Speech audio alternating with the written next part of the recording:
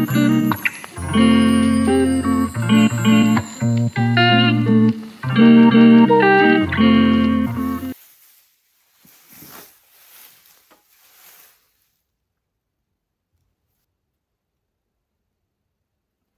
everyone and welcome to Linger Longer with Books. My name's Catherine and in this week's video I'm going to be chatting through my December TBR. I have to confess that this tinsel is fairly itchy. It was just within quick reach when I thought of how I can sort of start to bring that festive feeling to this video, because it is marking the start of December with my TBR, but I am yet to put my tree and my decorations up in full. So I knew where this was, so I've grabbed it. It's quite itchy, so the quicker I can film this video, the quicker I can get it off my neck. And as you can see, I do have just a couple of festive decorations featuring on my backdrop. So I've got my jelly cat there, and I've also got this gorgeous wooden, I'll bring it closer, gorgeous wooden gift from my dad and stepmom the other day. So that is really charming. So that has got a perfect place there, but I will be decorating over the next week, I would imagine. But anyway, without further ado, I thought that I would run through the 4 books that I've selected for my December TBR. I hope you are all cozy as you watch this, so I can chat through with you my thinking on these 4 picks. It won't be any surprise to you that I have picked 4 lighter hearted books for this month, because we're drawing to the end of the year. I don't know about you, but I definitely, my sort of brain power and my ability to absorb kind of dense or heavy reading material is drastically, rapidly reducing. So I gravitate towards cozy reads, familiar reads, nostalgic reads. So that's exactly what I've got here for you. First up is Jenny Colgan's The Christmas Bookshop. Now this is the December book club pick that I've chosen for our book club. Just a quick shout out to my book club. If you head over to Facebook, the Never Ending Story Book Club, you will find all the details there. Everyone is welcome. It is a really friendly space. We meet every last Saturday of the month on Zoom. It's free, there's no catches. It is just a lovely space to chat about a whole mixture of books. So this is our December read, and I have deliberately chosen this because it looks really charming, really kind of warm in terms of its plot, really inviting. But what is this all about? It says, in snowy, bustling Edinburgh, a tired old bookshop needs sprucing up for Christmas. Carmen does not like accepting help, least of all from her perfect in every way older sister Sophia. But Carmen needs a job fast, and Sophia happens to know where she can find one. Mr. Macready's bookshop is in trouble. Dusty bookshelves are in disarray, and the old bell above the door hardly ever announces a new customer. If Mr. Macready doesn't turn things around by Christmas, he will be forced to sell. Carmen is his last hope.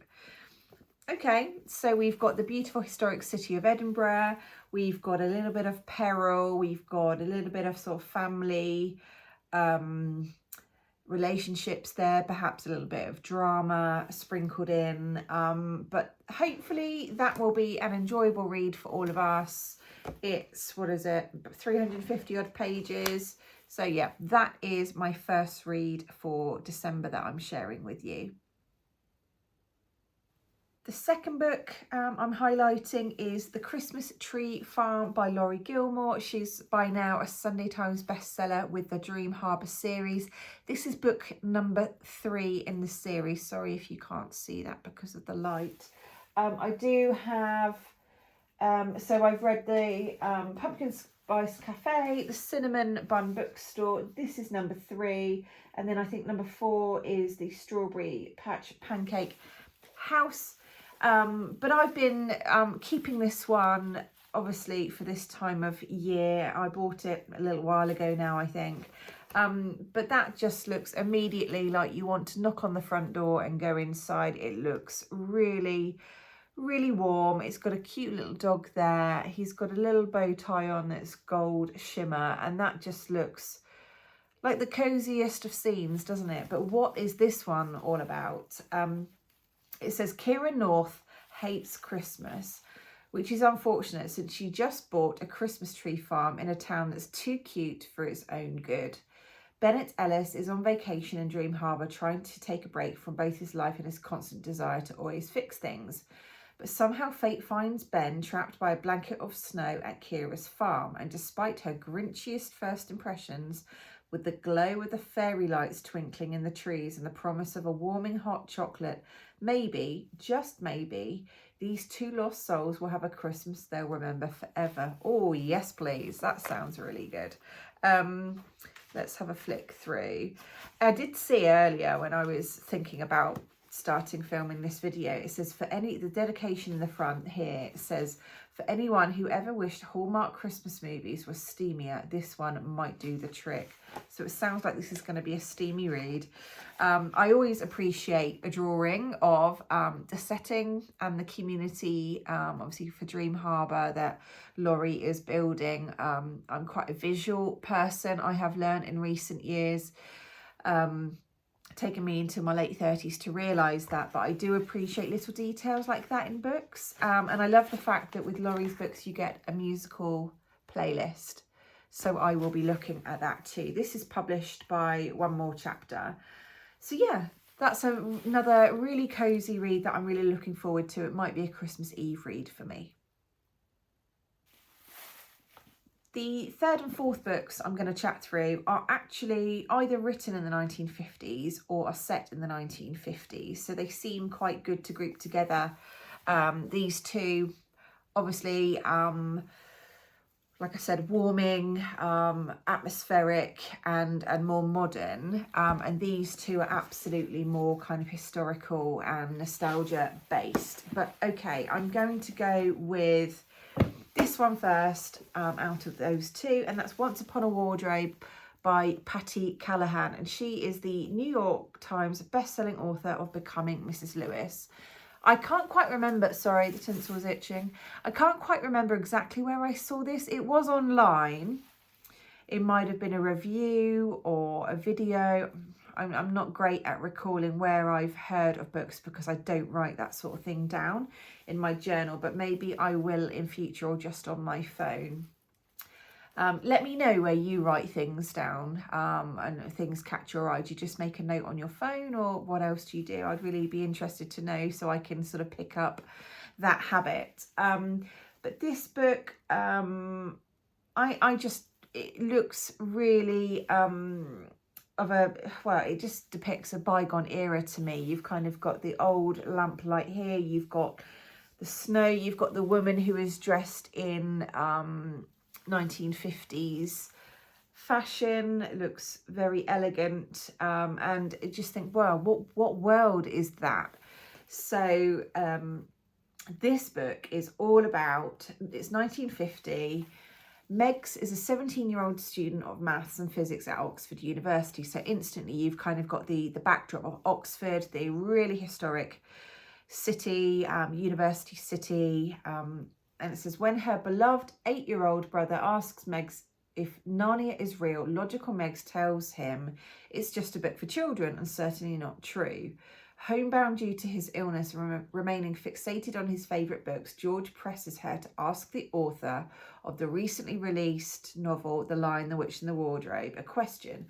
Where did Narnia come from?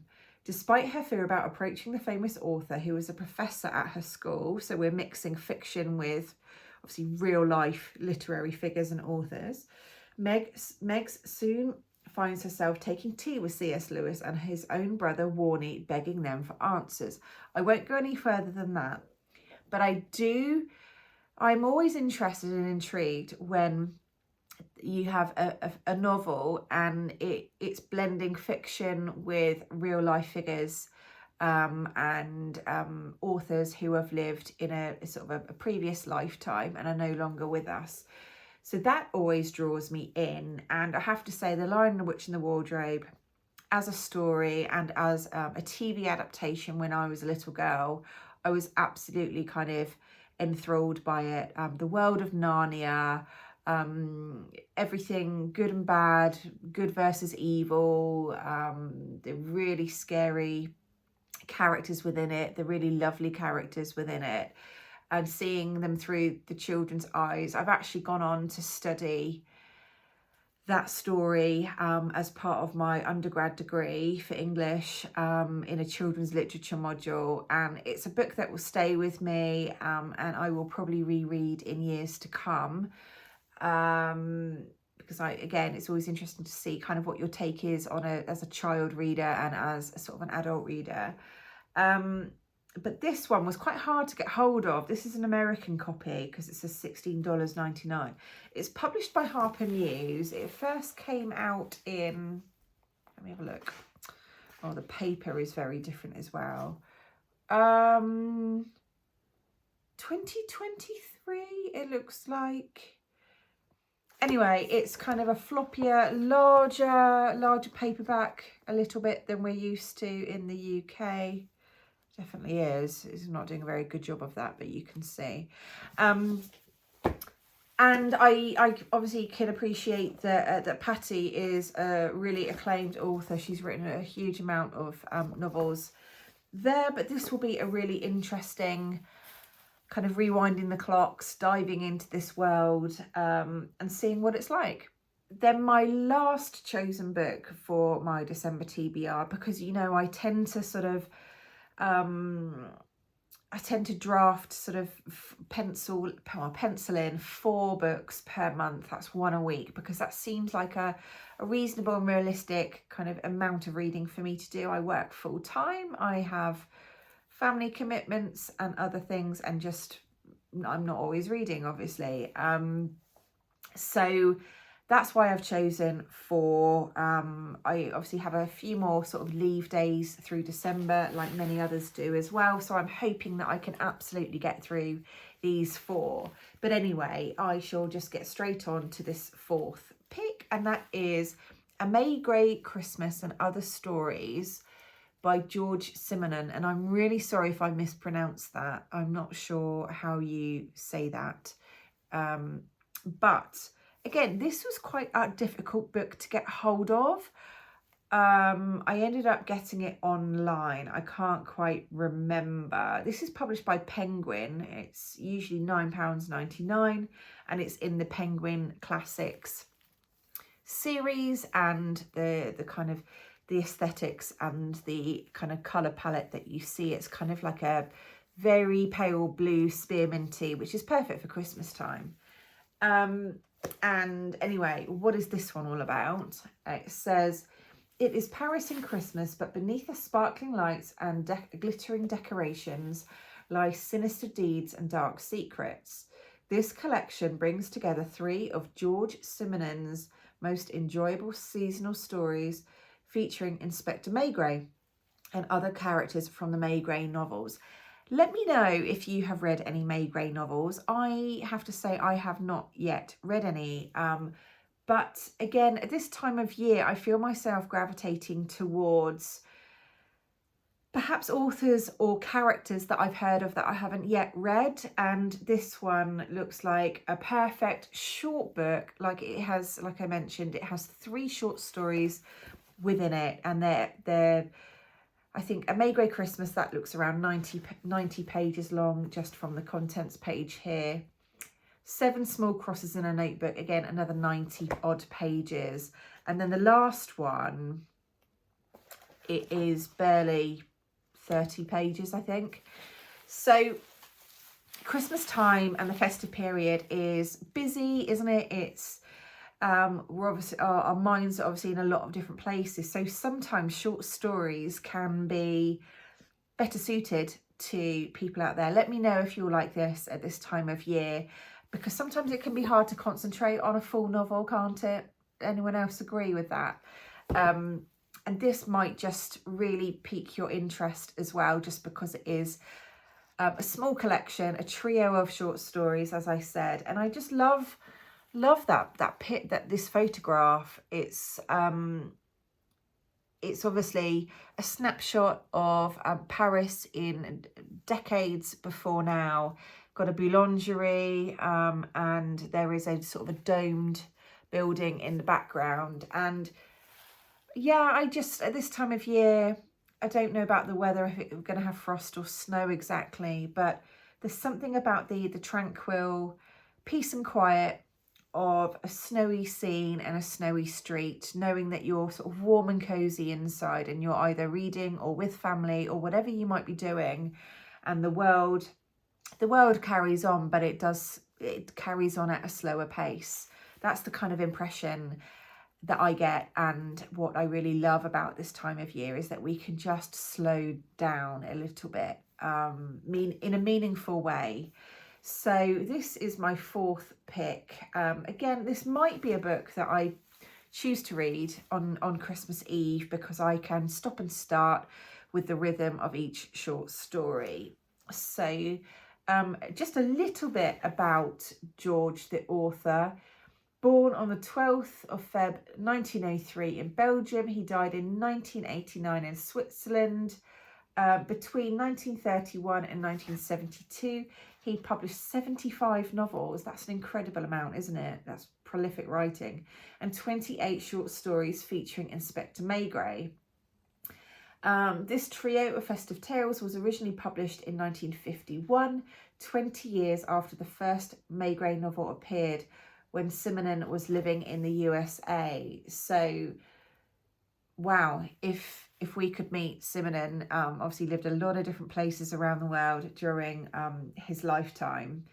And I'm really pleased with this pick. Again, it's a book that I have kept back. Didn't get to it last year, or it was kind of on my radar this time last year to get a copy of for this Christmas.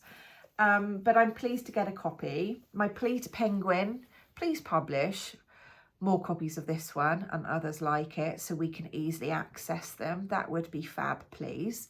And same for this one, for Harper Muse. Please make these books easier to get hold of, just as easy as we can get hold of more mainstream books like these two. Anyway, I shall wrap up the video here. I hope you have enjoyed me chatting through these 4 books I am going to be reading this month. I am chuffed with these. That means happy, if you are not familiar with the word chuffed. December is one of my favourite reading months of the year, probably like a lot of you out there.